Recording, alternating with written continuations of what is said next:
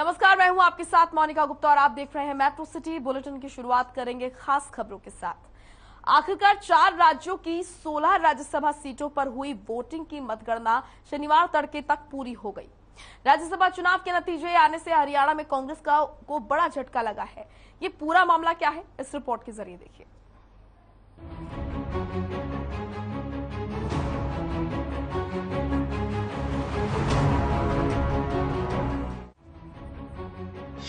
राज्यसभा की 2 सीटों पर हुई वोटिंग।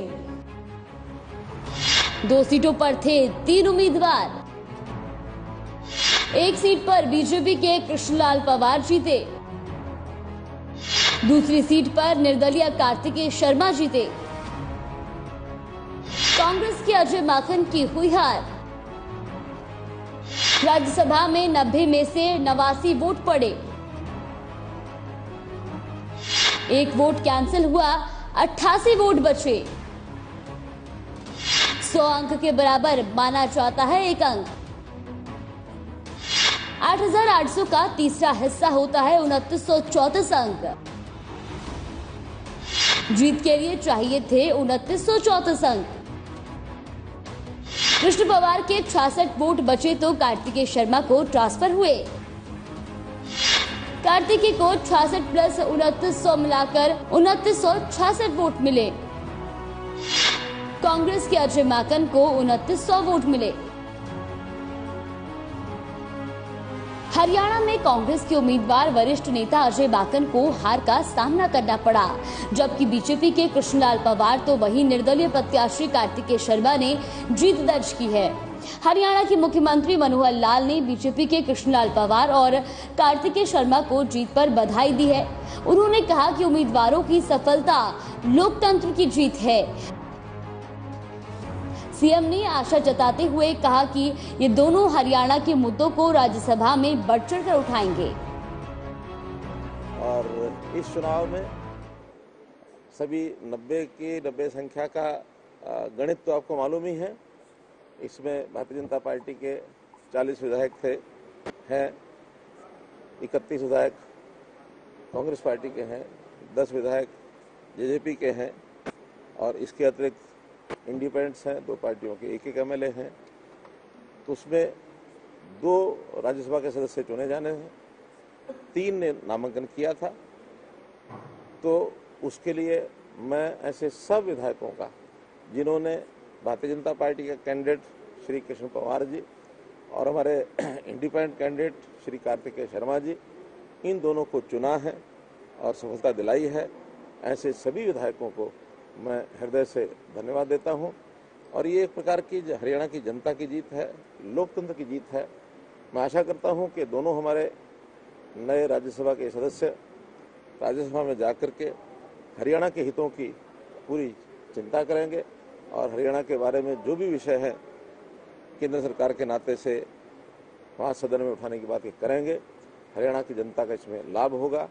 मैं पुनः जिन विधायकों ने भी हमें समर्थन दिया है और आज तक समर्थन दिया या नहीं दिया, 90 के 90 विधायकों को मैं आज बधाई देता हूँ, शुभकामना देता हूँ।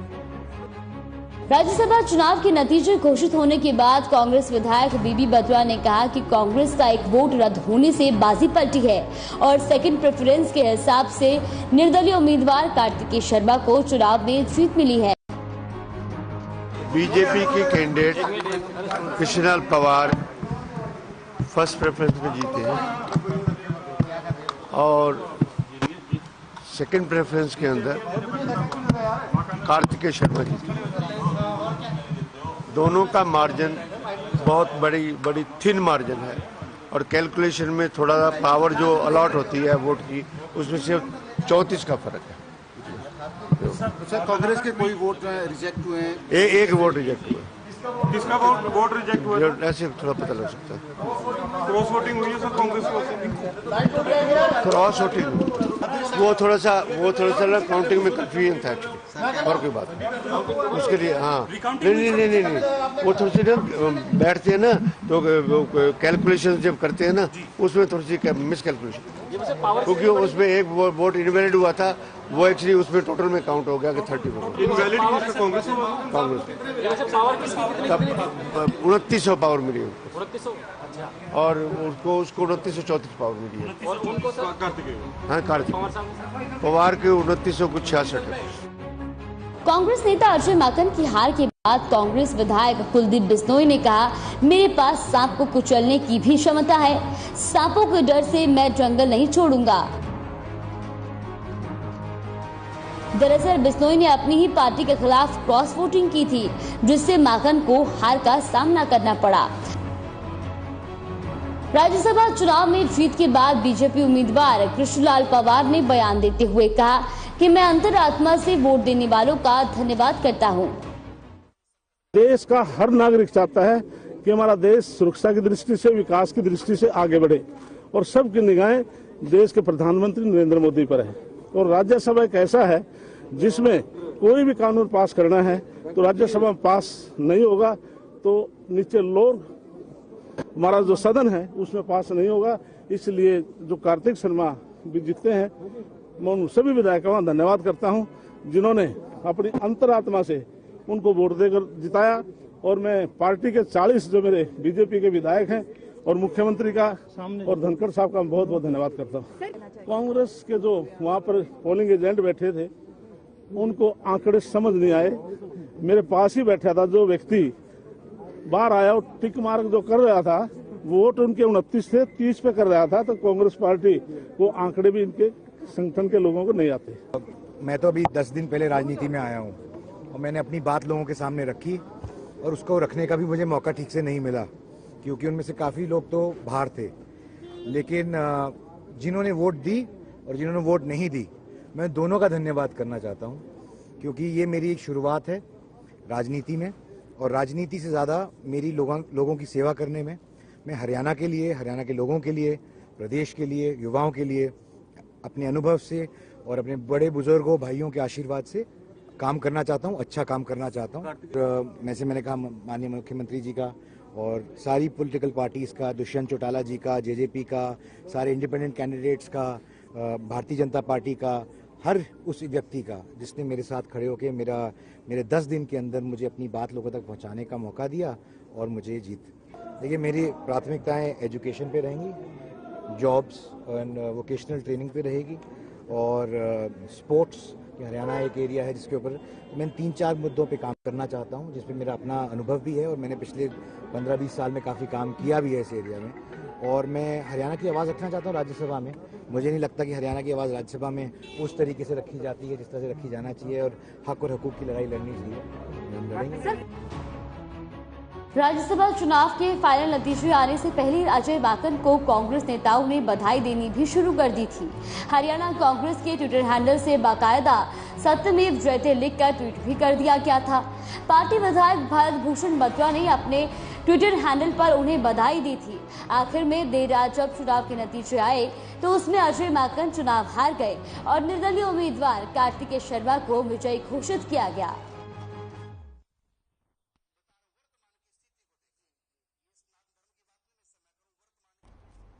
वहीं बीजेपी प्रदेश अध्यक्ष ओपी धनखड़ ने राज्यसभा के नतीजों पर बोलते हुए कहा कि नवनिर्वाचित राज्यसभा सांसदों कृष्णलाल पवार और कार्तिक शर्मा की जीत की उन्हें बधाई। साथ ही ओपी धनखड़ ने अपनी अंतरात्मा पर वोट डालने के लिए कुलदीप बिश्नोई की प्रशंसा की है। साथ ही कहा है कि बलराज कुंडू ने वोट न करके अपनी अहम भूमिका निभाई है। के शर्मा जी को राज्यसभा चुनाव की विजय की शुभकामनाएं देता हूं। मैं आभार व्यक्त करता हूं सभी विधायकों का जिन्होंने इनके पक्ष में वोट दिए। मैं कुलदीप बिश्नोई की भी प्रशंसा करता हूं कि उन्होंने अंतरात्मा पर की आवाज पर अपना वोट दिया, और बलराज कुंडू ने भी अनुपस्थित रहकर अपनी भूमिका निभाई। सबको साधुवाद और हरियाणा को जनता को भी दोनों राज्यसभा की जीत पर बहुत बहुत बधाई। तो वहीं कांग्रेस के प्रदेश अध्यक्ष उदय भान से राज्यसभा चुनावों को लेकर खास बातचीत की फरीदाबाद से हमारे ब्यूरो हेड संजय गुप्ता ने। क्या कुछ कहा उदय भान ने, आइए आपको सुनाते हैं। बिल्कुल स्पष्ट था कि नंबर गेम में 40 भाजपा के कांग्रेस के साथ 31, सीधे सीधे बिल्कुल क्लियर था कि एक एक राज्यसभा सीट मिलनी है। निर्दलीय प्रत्याशी खड़ा किया गया, जसपा ने उनको सपोर्ट किया, बीजेपी ने बचे हुए एमएलए अपने उनको दे दिए। तो कहीं ना कहीं ये हॉर्स ट्रेडिंग होनी थी, इसी वजह से ये गेम खेला गया। नहीं तो चुनाव में खड़ा करने की जरूरत क्या थी। जो बलराज कुंडू विधायक था उसने कहा कि मुझे भी पैसे की ऑफर की गई और मैं इस हॉर्स ट्रेडिंग के खेल में मैं शामिल नहीं हुआ। इसका मतलब ये है कि सारे जो इंडिपेंडेंट जो विधायक थे, ये एक ऐसा चुनाव था इस राज्यसभा का जिन्होंने सबका चेहरा बेनकाब कर दिया। जो अभय चौटाला कहता था कि जेजेपी का जो जन नायक जनता पार्टी है दुष्यंत चौटाला की, उनका जो हाथ विनोद शर्मा की पॉकेट में पहुंच गया, मतलब उससे पैसे ले लिए। ये आरोप लगाया था अभय चौटाला ने। अब अभय चौटाला भी उसी को वोट दे रहा है, निर्दलीय उसी को वोट दे रहे हैं। तो ये सीधी स्पष्ट हॉर्स ट्रेडिंग तो हुई है। और एक कांग्रेस के प्रत्याशी से डर के, हुड्डा साहब से डर के सारा विपक्ष, चाहे वो भाजपा है, चाहे जजपा है, चाहे एनएलओ है, चाहे वो हलोपा है, चाहे और सारी जो थे, वो सब एकजुट हो गए। और जब जाकर के जैसे तैसे एक फॉर्जरी से साजिश करके और उसको ये इनके प्रकार और उसको जीत दिलवा दी अपने इंडिपेंडेंट को। भाजपा वालों ने अभी कुछ दिन पहले एक स्टेटमेंट जारी की। उन्होंने कहा हुड्डा साहब अपनी पार्टी को नहीं संभाल पा रहे हैं, इसलिए वो अपने विधायकों को एक जगह इकट्ठा करके ले गए। इस टाइम प्रशिक्षण का क्या मतलब था? ये स्टेटमेंट भाजपा की तरफ से आई। बीजेपी वाले किस लिए ले गए थे अपने विधायकों को? क्या उन्हें अपने विधायकों पर भरोसा नहीं था? ये एक सतत प्रक्रिया है, सभी प्रदेशों में होती है। पहले भी राज्यसभा के चुनावों में पहले भी ये होता रहा है, बीजेपी भी करती रही है। और बीजेपी ने अभी किया है, यहाँ भी किया है, बॉम्बे में भी किया है, सब जगह किया है। यहाँ पे नहीं लेके गए बीजेपी और जेजेपी सारे विधायकों को अलग से। वो ट्रेनिंग क्या होती है? कोई बच्चे हैं, विधायक हैं, कई लाख लोगों का प्रतिनिधित्व करते हैं, वो सारे ट्रेंड हैं, वो के बच्चे हैं जिनको ट्रेनिंग दी जाती है। इसके लिए क्या ट्रेनिंग देनी थी? ट्रेनिंग क्या राज्यसभा के इलेक्शन के लिए थे? वो तो जो प्रशिक्षण था हमारा, उदयपुर संकल्प में जो थे वहाँ पर विधायक नहीं गए थे, उनके बारे में थोड़ा अवगत कराया था कि वहाँ पर जिन जिन बिंदुओं पर चर्चा हुई थी, जिससे वो अपने विधानसभा के हलकों में जाकर के उस पर चर्चा कर सके। यहाँ तक राज्यसभा का क्या ट्रेनिंग देनी थी? हॉर्स ट्रेडिंग हुई। आपने भी कहा इससे पहले जो कांग्रेस के सांसद रह चुके हैं, भारतीय जनता पार्टी में हैं, चौधरी वीरेंद्र सिंह, उन्होंने कहा कि राज्यसभा के चुनाव के लिए 100 करोड़ रुपए की आवश्यकता होती है। ये बातें कही जाती हैं। अभी तक आप भी कई बार विधानसभा पहुंचे हैं, तो ये कितना सच है इस चीज़ में? अब ये जो हुआ है, ऐसी चीज़ों से तो पता लगता है कि शायद ये सच हो भी सकता है। जहाँ तक मैंने भी 7-8 चुनावों में वोट दे दिए अब तक। मैं 4 टर्म में, एक टर्म में कम से कम 2 बार मौका मिल जाता है, तो कई बार मैंने राज्यसभा की वोट दी हैं। अब पिछली बार हमारे यहाँ चीटिंग हो गई थी, पैन ही बदल दिया था। सभी विधायकों ने वोट दिया। भाई पैन की जिम्मेदारी तो इलेक्शन कमीशन की, कोई पैन अपने साथ तो जेब में लेकर नहीं गया था। जो पैन वहाँ था वही पैन इस्तेमाल किया गया था। जो पैन वहाँ पर था वो पैन इस्तेमाल किया, वो पैन बदल दिया। तो ये जिम्मेदारी इलेक्शन कमीशन की है या विधायकों की है? तो वो भी कमीशन, वो भी एक षड्यंत्र के तहत, ये बीजेपी का षड्यंत्र था। बीजेपी का षड्यंत्र था। पिछली बार भी इस तरह से बदमाशी दी गई थी, उसमें कितने की डील हुई होगी इनको पता होगा। ठगा हुआ महसूस कर रही है कांग्रेस? ये तो ठगा हुआ बिल्कुल साफ शब्दों में, क्योंकि जनता तो महसूस करती है कि भाई गलत हुआ है, लेकिन क्या 31 विधायकों में से फिर राज्यसभा का सांसद ना चुना जाना ठगा हुआ महसूस करते हैं? ये बिल्कुल जो है ना आश्चर्यजनक बात हुई है। इससे पता लगता है कि ये जनता के साथ किस तरह की ठगी कर सकते हैं। ये विधायकों का, हमारे लोकतंत्र का अपमान करने पर तुले हुए हैं, और हम ही ना ठगे हुए, बाकी सारी जनता अपने आप को ठगा महसूस कर रही है इन ठगों को राजगद्दी पर बैठा के। अगला कदम क्या होगा?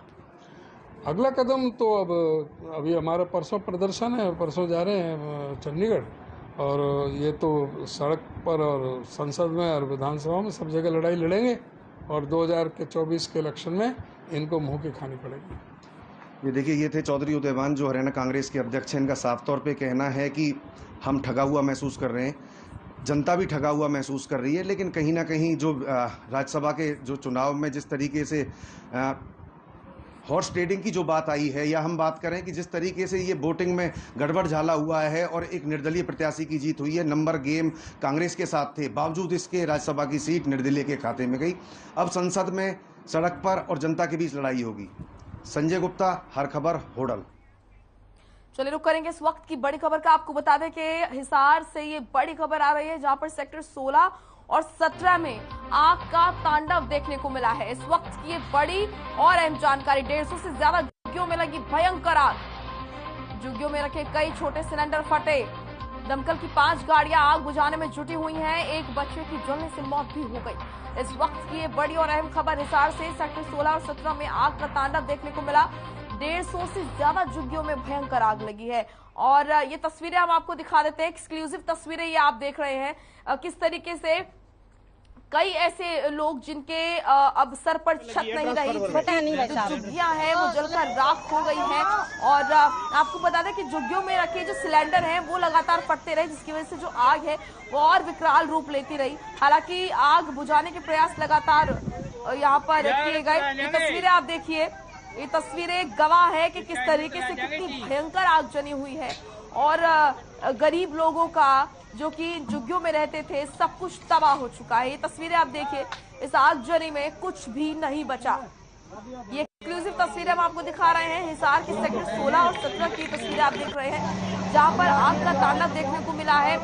150 से ज्यादा झुग्गियां ऐसी हैं जहां पर आग लगी। और आपको बता दें कि इन झुग्गियों में रखे जो सिलेंडर हैं वो लगातार फटे, जिसकी वजह से आग और विकराल रूप लेती रही और फैलती रही। और जो लोगों का नुकसान है वो और भी ज्यादा हुआ। अफसोस की बात यह है कि इस आगजनी में एक बच्चे की भी जलकर मौत हो गई है। तो ये एक्सक्लूसिव तस्वीरें आप देख रहे हैं। फिलहाल कई ऐसे लोग जिनके सिर से अब छत जो है वो हट गई है। 150 से ज्यादा झुग्गियां बताई जा रही है, जिसमें भयंकर आग लगी। लोगों को कुछ भी यहाँ पर अब नहीं बचा और आग बुझाने के प्रयास किए गए।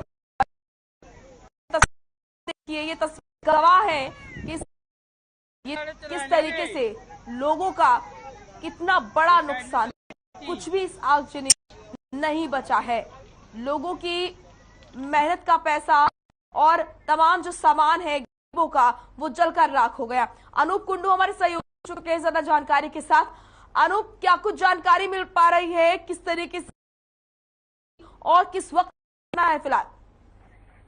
देखिए मोनिका, अभी तक आग लगने के कारणों का तो पता नहीं पाया है। सेक्टर 17 हिसार की वहां पर झुग्गियां बनी हुई 50 से 60 हैं, उसमें आग लगने की सूचना मिली। उसके बाद प्रशासन वहां पर पहुंचा। 4-5 फायर ब्रिगेड की गाड़ियां मौके पर बुलाई गई। हाल फिलहाल जो जानकारी मिल पा रही है उसमें ये है कि एक 4 वर्षीय बच्चे के लापता होने की सूचना मिल रही है। सामान बहुत ज्यादा था। जो गरीब लोग झुग्गियों में रह रहे थे उनका सारा सामान जलकर नष्ट हो गया है। आग बुझाने का प्रयास किया गया प्रशासन द्वारा। मोनिका जी, क्या कुछ कहना है वहां के लोगों का और प्रशासन की? अगर हम सतर्कता देखें तो किस तरीके से वहां पर प्रशासन है वो देखी जा रही है, किस तरीके से काम किया जा रहा है लोगों को राहत के लिए? देखिए मोनिका, जैसे ही प्रशासन को पता चला कि झुग्गियों में आग लग चुकी है, प्रशासन बड़ी मुस्तैदी के साथ वहां पर पहुंचा। 5 गाड़ियां फायर ब्रिगेड मौके पर चली गई। आग को बुझाने के लिए भरसक प्रयास किया गया। उसके बावजूद आग को में लग गया। वहां पर सामान था वो जलकर राख हो चुका था। सिलेंडर, गैस सिलेंडर जो वहां पर रखे थे उनके भी फटने की सूचना मिली है कि वो गैस सिलेंडर फटे हैं। और अभी तक ये जानकारी नहीं मिल पाई है कि आग जो है लगी किस वजह से है। मोनिका, चलिए, शुक्रिया आपका तमाम महत्वपूर्ण जानकारी देने के लिए अनूप।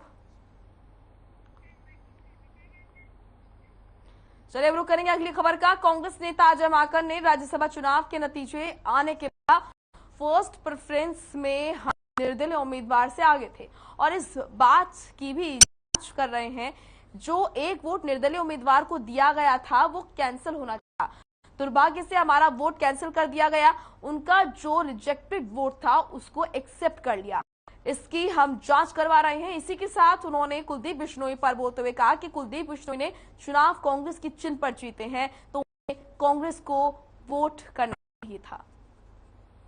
हुड्डा जी को और दीपेंद्र जी का बहुत बहुत बात करना चाहूँगा कि पिछले में सब लोगों ने मिल करके बहुत अच्छे तरीके से इस चुनाव की मैनेजमेंट और चुनाव की तैयारी करी।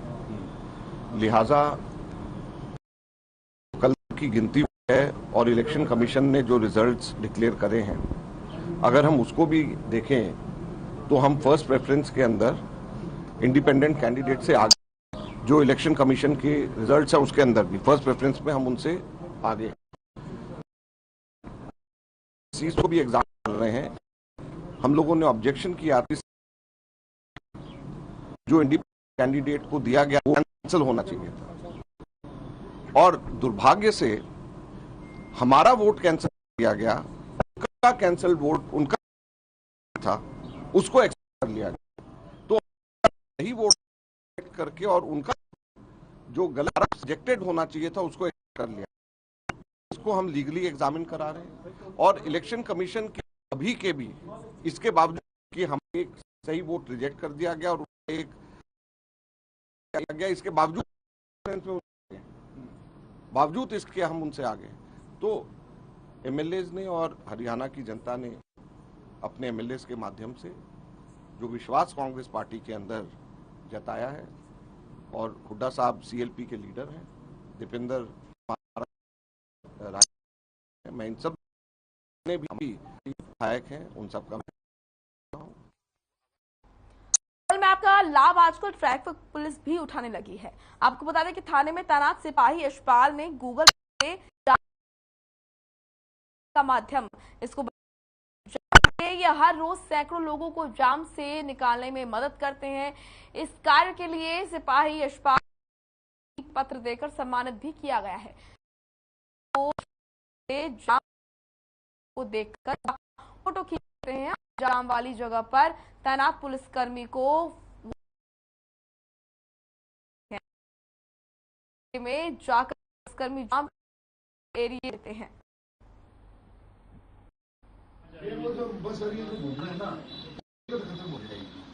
ट्रैफिक की तरफ से जो आप बता रहे इसमें रूपरेखा तैयार,